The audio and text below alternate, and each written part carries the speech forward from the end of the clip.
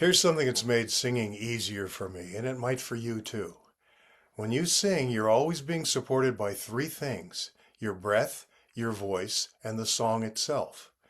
Your breath supports your body, your voice supports expression, and the song supports meaning and structure. I think of those three as my wings.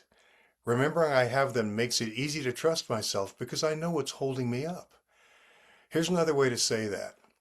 We always sing better when we remember we're part of something bigger. None of those wings exists in isolation. Feeling isolated inside your own thinking is an unstable platform to sing from, and it feels terrible.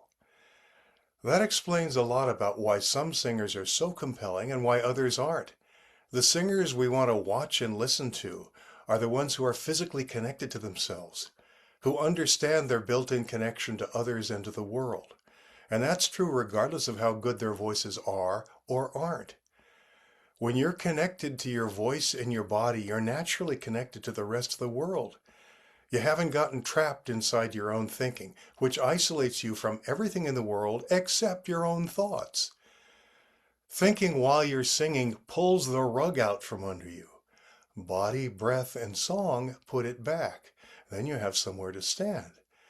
And at that point, you have a chance to sing as easily as this. When I'm worried and I can't sleep, I count my blessings instead of sheep, and I fall asleep counting my blessings. When my bankroll is getting small, I think of when I had none at all. And I fall asleep counting my blessings. I think about a nursery and I picture curly heads, and one by one I watch them as they snuggle in their beds. If you're worried and you can't sleep, try counting blessings instead of sheep, and you'll fall asleep counting your blessings.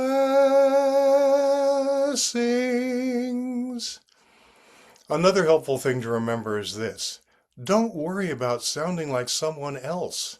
Your only obligation when you sing is to sound like you, and you're the only one who can do that.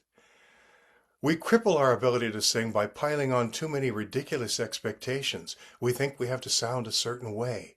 We think we have to sound really good right away, right now. And maybe worst of all, we think we have to sound like someone else's voice, someone we've heard and admired. When you drop those expectations, you give yourself room to discover what you sound like. And you'll never sing better than when you sound like you.